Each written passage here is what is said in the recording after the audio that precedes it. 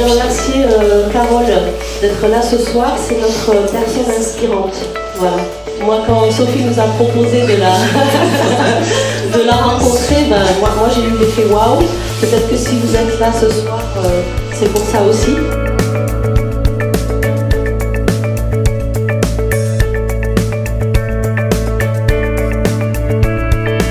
On est ravis de pouvoir vous accueillir. Et merci d'être si nombreux, je l'avoue.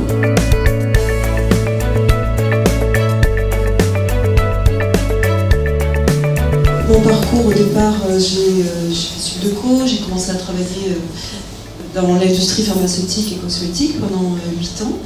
Et puis, vers 30 ans, le fameux plafond de verre. Et là, j'ai commencé à trépigner, à me dire, bon, il va falloir que je trouve une autre solution parce que je ne vais pas être heureuse. Comment on arrive à rebondir là-dedans? Donc ça part, juste pour vous dire que la création d'entreprise, ça peut partir aussi d'un échec. D'un échec, d'un moment où on se dit ben, je ne vais pas y arriver, comment on arrive à rebondir là-dedans. Et surtout comment on se projette dans 1 an, dans 3 ans et dans 10 ans. Qu'est-ce que je veux être dans 10 ans, qu'est-ce que sera ma vie. Et le fait de l'écrire, pas seulement de le réfléchir, mais le fait de l'écrire, c'est aussi une façon de se projeter.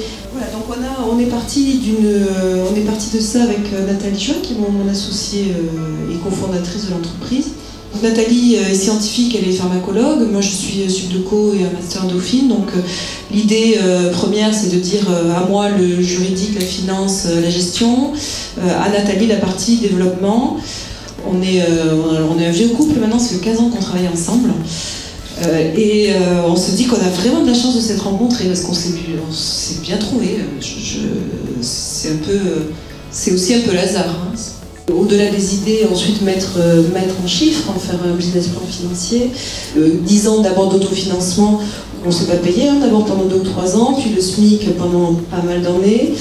On attend cette année en 2016 3 millions d'euros de chiffre d'affaires. Et là, on est sur 2016, je travaille sur une autre levée de fonds en 2016, parce que le cash reste le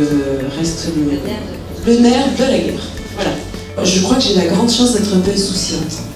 Et Nathalie aussi, mon associée, bon, d'abord on déborde d'énergie et ça, on se dit très régulièrement qu'on a beaucoup de chance d'avoir cette énergie-là.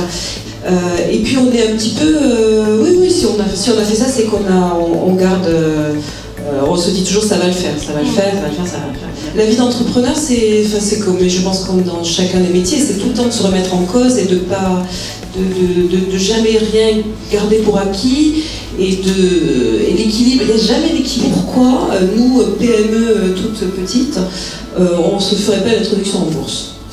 Mais c'est sûrement le prochain défi qu'on est en train de relever et que je trouve génial parce que ça veut dire qu'on va montrer aussi aux autres qu'on peut y arriver et qu'on revient finalement à l'ADN premier de la bourse qui est de financer la croissance des entreprises. Et vous avez choisi d'ouvrir des boutiques, ce qui représente des gros coûts fixes par rapport à la distribution.